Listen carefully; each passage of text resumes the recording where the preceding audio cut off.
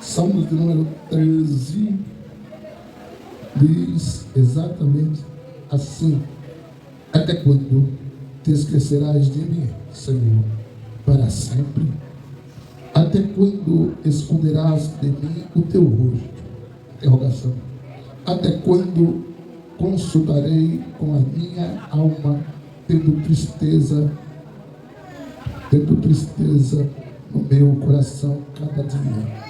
Até quando se exaltará sobre mim o meu inimigo?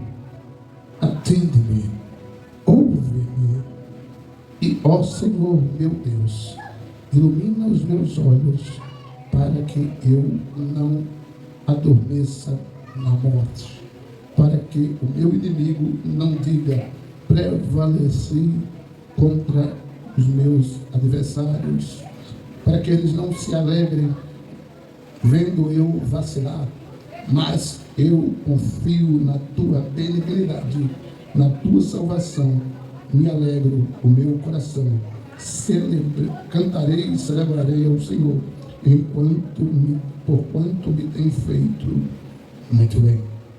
Louvado seja Deus. Pai, aplica a palavra no coração dos teus filhos, em nome de Jesus.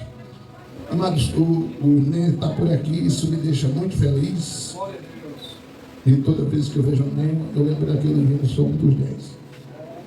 Vou ver se a minha garganta deixa eu cantar esse hino. Lá no final, caso eu não cante, tem uma garganta. Mas isso é um motivo para você vir no próximo culto ou no próximo domingo, para a gente cantar. Tá bom? Deus abençoe. Meus irmãos, Salmos 13 é o salmo do interrogamento, ou da interrogação. O salmista só pergunta: até quando? Até quando? Até quando?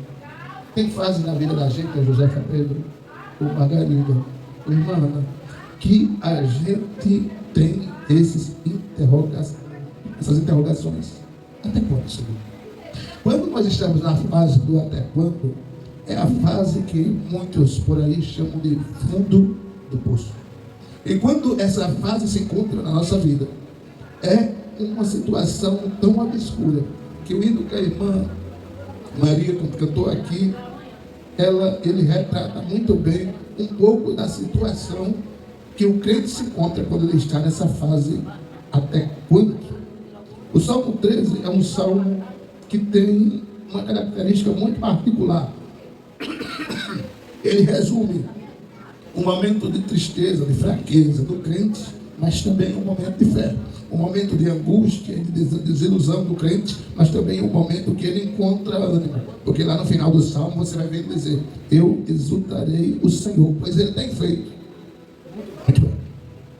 Então perceba, há fases na vida da gente. Eu sempre digo que a vida do crente é nada mais, nada menos do que uma roda gigante. Você nunca pode se empolgar demais, porque está lá em cima. Agora eu estou crentão, santarrão. Nem pode se entristecer demais a ponto de cair em depressão quando estiver lá embaixo. Porque as duas fases faz a gente aprender a ficar mais perto de Deus. Quanto mais a gente está lá em cima, mais a gente está mais perto de Deus. Quanto mais a gente está aqui embaixo, mas a gente precisa estar mais próximo de Deus. Você nunca deve se empolgar demais porque está lá em cima, nem se entristecer demais porque está lá embaixo. Essas duas fases é natural. E não, perceba, Paulo passou por essas duas fases. Paulo chegou a interrogar na sua terceira carta e disse: miserável homem que sou. Jesus chegou a passar por essa fase. Ele disse lá em Lucas: passa de mim esse. Sabe o que ele estava dizendo? Senhor, tem outra forma não de eu resolver esse problema sem precisar passar pela cruz? Ei, grandes personagens da Bíblia passou pelos altos e pelos baixos. Eu estou dizendo isso para você hoje para dizer para você: independente da fase que você se encontra, Deus ainda te contempla, te vê, te protege, te guia, te ilumina, te leva em seus braços, porque Ele ainda é o Deus que resolve, que soluciona, que escuta, que responde, que fala, que ouve, que vê todas as coisas. Amados, é bom a gente perceber algo interessante no texto sagrado. É importante, peculiar, uma coisa para você perceber. Quando parece que Deus nos esquece, é porque Ele permite que a gente esteja no teste. A Bíblia diz, lá no livro de Apocalipse, que as nossas obras serão testadas pelo fogo. A obra que vai ser classificada como palha e a obra que vai ser classificada como ouro. Mas, todavia, porém, o Senhor está com você nesses testes que você passa. Ninguém na face da terra é aprovado sem ser provado. Muitas vezes nós até nos esquecemos desse detalhe. Mas, Senhor, por que eu estou passando por isso? Porque eu quero te aprovar, por isso que eu estou te provando. Nós precisamos entender que toda prova é para te fazer um crente melhor, um irmão melhor, um irmão melhor, uma pessoa melhor. Todo o processo. Mas eu não estou entendendo isso, não é para entender, só aceite, porque se Deus quiser explicar, amém. Se Ele não quiser, amém, do mesmo jeito. Por isso que seja como o Lázaro que dizia, vou passando pela prova, dando glória a Deus, de glória, independente das circunstâncias. Por que reclamar? Por que questionar? Por que querer interrogar a Deus? É um defeito que a gente tem, a gente quer interrogar a Deus, meu amado. Mas, Senhor, logo eu. Uhum. Mas, meus amados, o salmista teve esse hábito de perguntar ao Senhor. É o salmo que tem mais interrogação, é o salmo 13. Até quando? Até quando? Até quando meus inimigos vão prevalecer contra mim? Até quando eu vou ficar nessa situação? Até quando os meus amigos vão me ver tropeçar? Até quando? Deus não está preocupado com os seus inimigos. Deus está preocupado com você, com sua causa, com sua situação, com seu problema, com seu lamento. Até quando? Não queira saber. Queira saber que Deus está com você. Sempre assim. Meus amados, é bom a gente entender uma coisa interessante. Eu coloquei aqui uma reflexão. Até quando o coração de quem chora fica molhado? Até Deus chegar e enxugar. Porque o Senhor enxuga dos nossos olhos toda lágrima. Tem um hino do Abdias Guilherme, que a maioria de vocês acho que não conhece.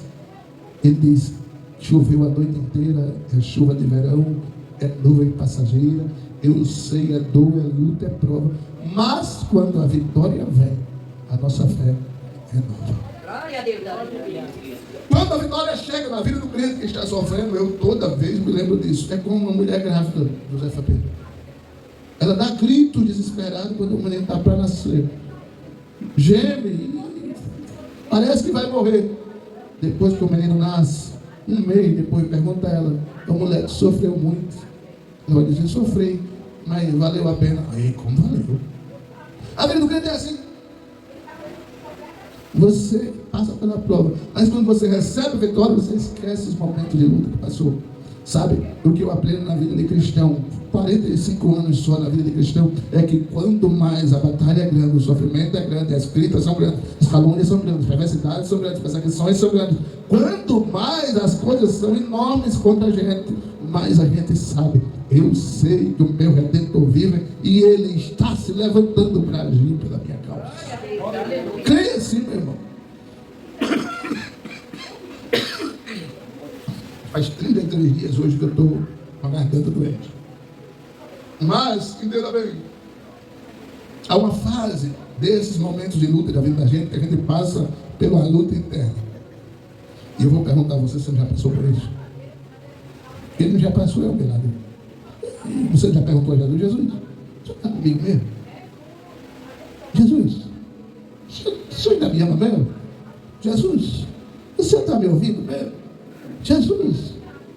Eu conheço um irmão que disse, eu acho que Jesus pensa que eu sou o Rambo, ele bota 1000 batalhas de uma vez para eu enfrentar. Mas a Bíblia diz que Ele não dá lutas além daquilo que você pode suportar. E um segredo que fez Jesus vencer e vai fazer eu e você vencer é aquele segredo que está lá em Isaías, no capítulo 50 e... esqueci agora, 52, 55. Como ovelha muda, levado ao matadouro, Ele não abriu a sua boca. Deus é apaixonado por aqueles e aquelas que passam pelo processo em silêncio. 53, né? 53. Em silêncio. Sabia que o silêncio ele faz você vencer lutas muito mais rápido do que se nós falarmos, abrimos a boca para reclamar? Quando o salmista diz até quando, é porque ele está dizendo eu não aguento mais. A batalha interna do salmista era um problema particular. Por exemplo,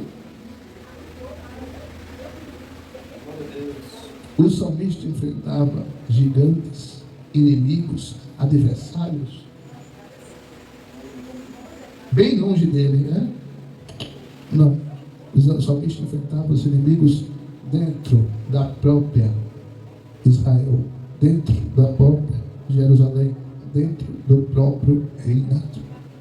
Ai, irmão, vou dizer uma coisa para você: enfrentar os amigos que não pertencem ao nosso ciclo de amizade é uma coisa, enfrentar os inimigos que pertencem ao nosso ciclo de amizade é outra coisa. Perceba bem. Por isso que eu costumo dizer que a decepção ela dói muito, porque ela vem de quem está mais perto, e ela vem de quem a gente menos espera, e ela vem como um punhal rasgando tudo. Por isso que a decepção dói tanto. Perceba. Perceba. O Espírito Santo tem me dito que o rapaz ia ser crente hoje. Alguma coisa incomodou ele e foi embora. Mas, entenda bem. Perceba bem. Às vezes, a decepção machuca por causa disso. Machuca muito. Mas entenda, quando nós estamos com Deus, pastor Roberto iria dizer isso. Se você está com Deus, você pode ter um exército contra você. Você é a maioria. Se você está com Deus, você é a maioria. Você pode confiar no Deus que faz todas as coisas. Ninguém entende por quê, quando, de que forma, de que maneira. Não é obrigado a entender. Aceite que tudo contribui, como eu disse sexta-feira, para o bem. Chore pela madrugada, clame ao Senhor, e a Bíblia diz que Ele te responderá. Glória a Deus. O Senhor responde. Eu nunca vi um justo desamparado, disse o salmista, nem a sua descendência mendigar um pão. Glória a Deus, aleluia. Meu irmão, Deus cuida. Quando o salmista estava passando por esse processo aqui, o filho dele tinha tido relações com todas as esposas dele. Quando o salmista estava passando por esse processo aqui, ele estava igual à situação do Salmo 40. Quando o salmista estava passando por esse processo aqui, ele estava em uma guerra tão absurda que dois filhos dele queriam tomar o reino. E o salmista decidiu, no último versículo desse salmo, confiar no Senhor. Eu já tive tanta decepção, pastor, confiando nas pessoas. Com Deus você não vai se decepcionar. Eu duvido. Mas vamos prosseguir. As grandes orações a Deus, os grandes diálogos com Deus, eles surgem no meio do caos. Você já teve essa experiência?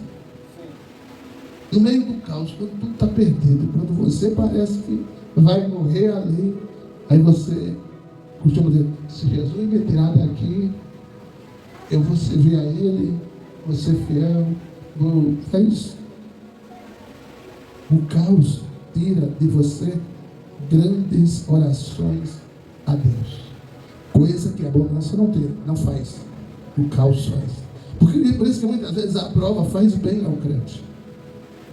Eu talvez me ache um crente muito crente.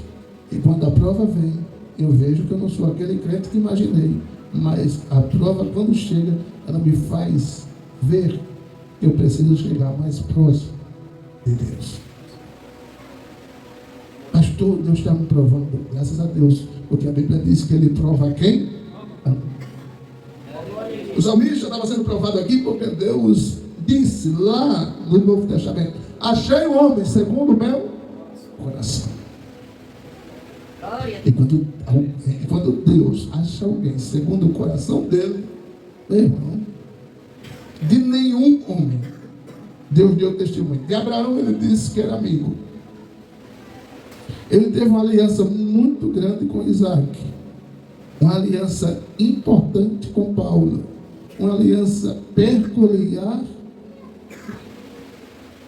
com Salomão. Mas só Davi, ele disse: Davi é segundo o meu coração.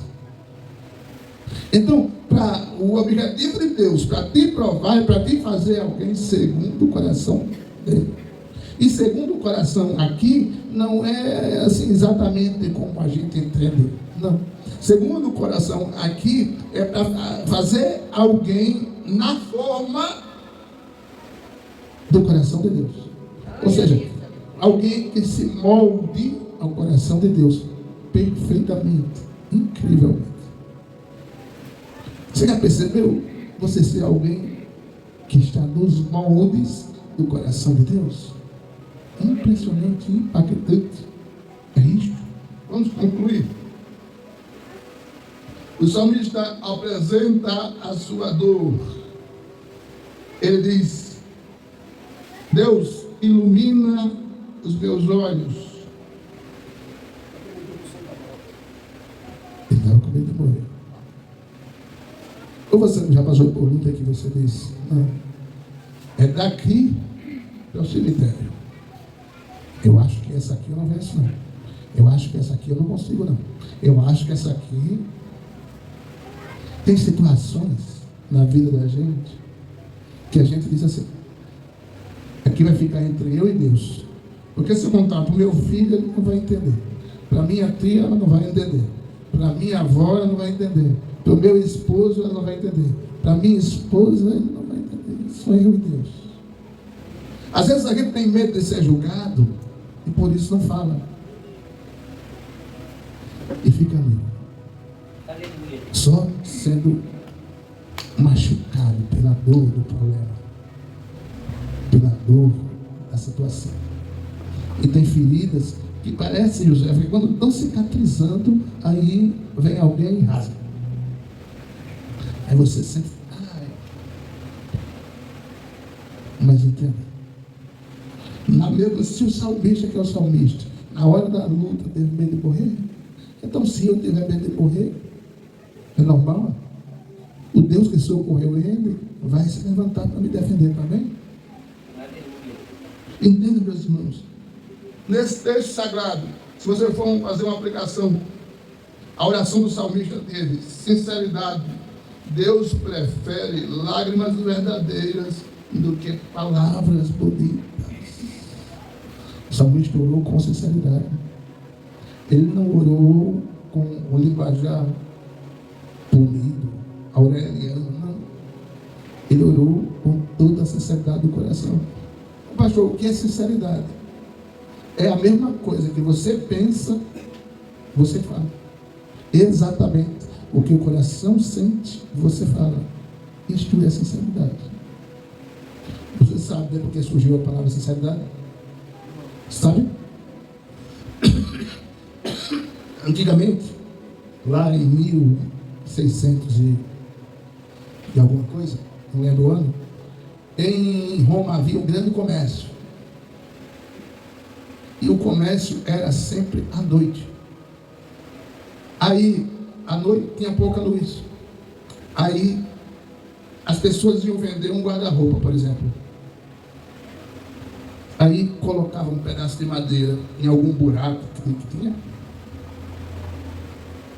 Grampeava, e para não ficar exposto que estava por dentro uma tábua grampeada, eles colocavam uma cera, davam polimento, e o pessoal andava com... Esqueci o nome daquela luminária, poxa. Lamparina. O pessoal andava, no meu linguajar, candeeiro. Mas era lamparina. A feira era à noite, sempre era depois das 10 da noite. E o pessoal ia para a feira e um candeeiro iluminava o guarda-roupa. Estava brilhando, que eles tinham dado polimento. Não tinha defeito nenhum. Olha, a novo zero, aqui, ó, abre e fecha, tem puxador, tem boletim, tá perfeito. Aí o camarada levava, pagava o preço, cobrava. Quando o dia amanhecia, o que tinha de cera tapando o buraco daquele guarda-roupa, aí o camarada se arrependia porque comprou o gato por lebre. Aí surgiu essa palavra. Quando o povo ia comprar, ele dizia: é sem cera? Ou está com cera esse cônjuge? Não. Com toda sinceridade, é sem cera. Aí o povo comprava. Então perceba, quando a gente usa toda a sinceridade do coração, Deus se encanta com isso. As pessoas se enganam quando pensam que Deus, ele se encanta com um linguajar muito polido. Não, ele quer que escutar o seu jeito de falar, a sua forma de expressar, sem muita... Não. Aí, o salmista, nesse abismo todo que ele estava passando, devido à oração sincera que ele teve, aí o Senhor deu uma virada de chave na vida dele. Aí colocou fé. Aí quando Deus colocou fé, ele decidiu confiar. E quando o crente confia, é que nem a gente. Quem tem dúvida que o templo vai ser construído, diz amém? Amém. Ele não entendeu, meu marido. Eu sei que a senhora não entendeu. Eu perguntei: quem tem dúvida que o templo vai ser construído? Eu sei que a senhora entendeu. Meus irmãos, está que nem a gente. Todos nós temos convicção que nós vamos construir. Com que condições? Não sei. Mas você tem fé? Tem. Eu tenho fé? Tenho. E quando a gente tem fé e busca Deus para isso e faz a nossa parte, você acha que Deus não vai fazer a dele? Os inimigos que tiverem pela frente, ele derruba. Os adversários que quiserem atrapalhar, ele derruba. As tempestades que por acaso venham sobre nós, ele vai fazer cair ao chão. Porque o que é dele, o que pertence a ele, o que está na mão dele, ninguém mexe, ninguém toca, ninguém se aproxima para atrapalhar. Porque ele é Deus e o resto é conversa. Cremos piamente desse jeito. Entenda. A dor é grande, porém o salmista confiou. A alma chorava, porém o salmista creu. A situação era diversa, porém ele continuou sem duvidar. Esse é o segredo do crente. Nada muda. Mas nada vai mudar. Mas a situação, nada vai mudar. Eu continuo crendo. Eu tenho preparado até uma mensagem mais acelerada, mas para concluir, todo crente que tem fé termina louvando. O salmista diz: cantarei ao Senhor, pois ele tem me feito muito bem.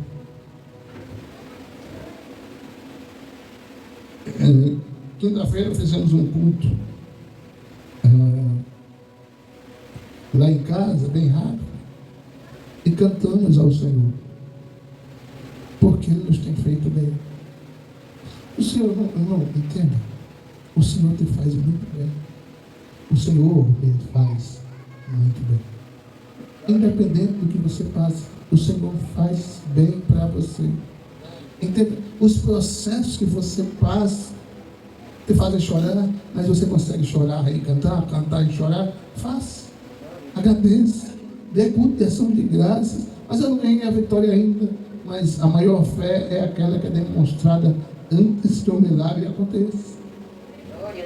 Pastor Presley sempre fala uma coisa: o crente que tem fé não tem medo. E o crente que tem medo não tem fé. É importante a gente entender isso. Quem é que tem espaço no seu coração? A fé ou o medo? Ah, pastor, mas eu até ia fazer, mas o meu primo falou que não dá certo. Eu até ia fazer, mas o meu tio disse que ia dar errado. Eu até ia fazer, mas a minha mãe disse que não vai dar certo. Ei, quem está te mandando é Deus. Faz, age, trabalha, faz o que tu pode, porque o que tu não pode, Deus vai fazer. O salmista disse: eu vou louvar o Senhor, eu vou cantar ao Senhor, eu vou dar um culto de ação de graças ao Senhor. Louve antes de ver, cante antes de sentir, adore antes de entender. Eu estava dizendo à minha esposa essa semana: se Deus explicasse tudo a gente, como a gente gosta de entender, a gente é que era Deus e Ele era que era criatura. Já pensou se Deus fosse me explicar tudo? Olha, meu filho, olha, vai ser assim, assim, assim, assim, assim. Aí vai acontecer isso. Aí o Deus era eu, que estava me dando satisfação. Mas como Ele é que é Deus, quando Ele quer, Ele explica. Quando Ele não quer, Ele não explica. Ele quer ver até quando a sua fé vai aguentar, adorando, bem dizendo, magnificando o nome do Eterno, sem reclamar, em silêncio. O processo é grande, mas a vitória é maior. O processo é grande, mas a bênção é maior. O processo é grande, mas o seu louvor vai ser maior. Tenha certeza disso. O presbítero Cristiano, o pai dele estava com câncer no estômago e aconteceu da gente fazer uma visita lá e disse: o senhor hoje está sendo curado do seu estômago. E ele regalou o olho assim e a gente orou lá por ele. O homem aceitou Jesus, hoje está crente todo, e os que tinham pouco tempo de vida, ele que tinha pouco tempo de vida, hoje está vivo sem previsão de morrer. Louvado seja o Senhor. Você acha? Meu irmão, minha irmã, adore. Adore. Sabe qual é uma das coisas que faz a bênção demorar na vida da gente? É quando a gente está passando por luta, a gente esquece de cantar, a gente esquece de ler a Bíblia, a gente esquece de orar. Aí, acabou, filho. Crente sem oração, não fala com Deus. Crente sem ler a Bíblia, Deus não fala com ele. Aí fica difícil. Aí crente passando por luta fica com a alma triste. Por quê? Não escuta louvor. O salmista disse: eu ainda vou cantar ao Senhor. Por quê? Porque Ele tem me feito muito bem. Irmão, o Senhor tem te feito muito bem. Sabe, aquele pedaço de carne que tu comeu hoje, aquele ovo que tu comeu hoje, o salame que tu comeu hoje, a carne de boi, a carne de frango, chega lá quando eu estou comendo. Sabe o que é isso? É o Senhor te fazendo muito bem. Mas pastor, eu só comi feijão e farinha. É a comida do sertanejo, né, meu amigo? Isso é o Senhor fazendo muito bem. Tem um período aí que a gente comeu um mês fubá. E um mês na mesma pegada. Eu dizia: Jesus, muito obrigado. Minha esposa olhava para mim e disse: eu gosto de cuscuz, mas não sabia que tu gostava tanto, não. Eu não respondia nada, mas dizia o meu pensamento: a gente está gostando mais do que eu devia, né? Graças a Deus. Eu só sou crente se tiver chácara, só sou crente se tiver carne de boi, frango. Aí passou o tempo, o irmão Adão mandou uma galinha lá para casa com 4,5 kg. Eu nunca vi uma galinha tão linda. Uma galinha velha, que eu estava tão feliz porque eu estava comendo a galinha, que deu vontade de quebrar até o osso, não consegui. Mas quando Deus faz assim. Ele dá e dá com força.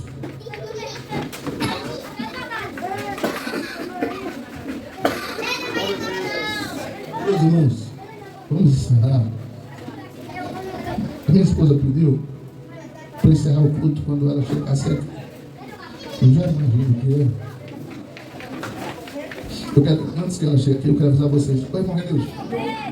Quarta-feira foi bom a aula.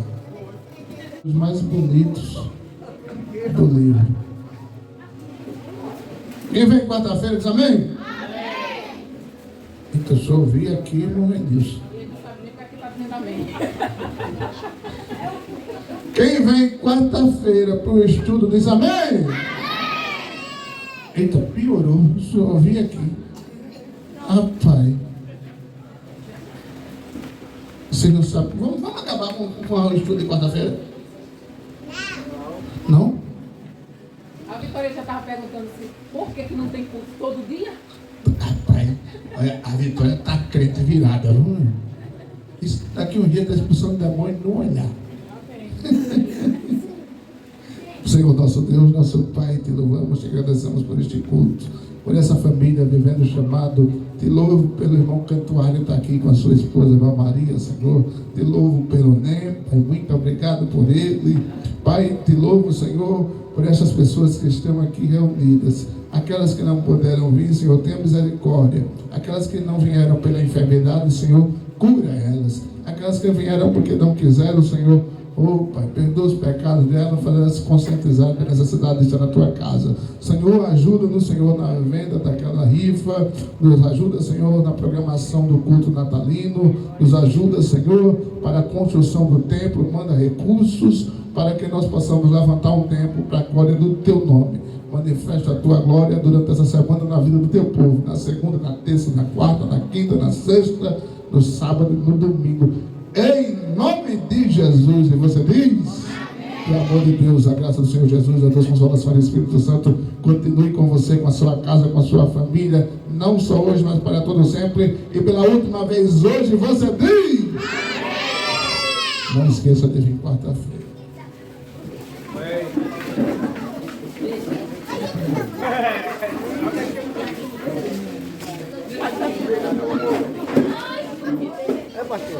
Falou a verdade. Meu amigo! Falou a verdade. Tu és uma bênção. Vem mais vezes, irmão.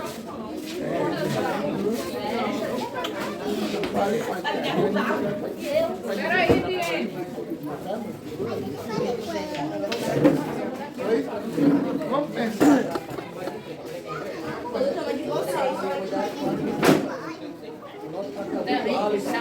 Deixa eu olhar da rouquidão, tá?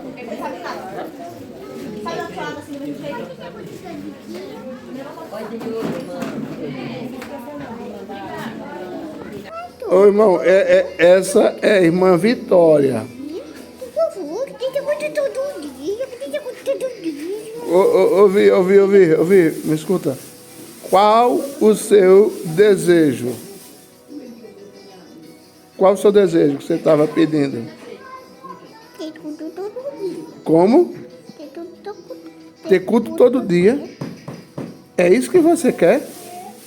Sério? É não, você está brincando. Só não. É, não, você quer que tenha culto todo dia?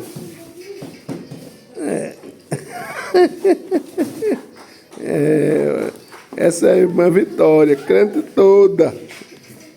Tá bom, Vi, vamos orar para Jesus nos dar condições de ter culto todo dia, tá? Tá. Mas amanhã vai ter culto, né? Oi? Mas amanhã vai ter culto, né? Amanhã vai ter culto? Vai ter culto. Na igreja. Amanhã vai ter culto, né? Eu ligo, Faz culto só, gente, tá bom? eu ligo para tu para dizer, tá? Não, disse que tem culto amanhã. Que tem que culto todo dia, por favor. A gente faz culto. Eu e tu e o pastor.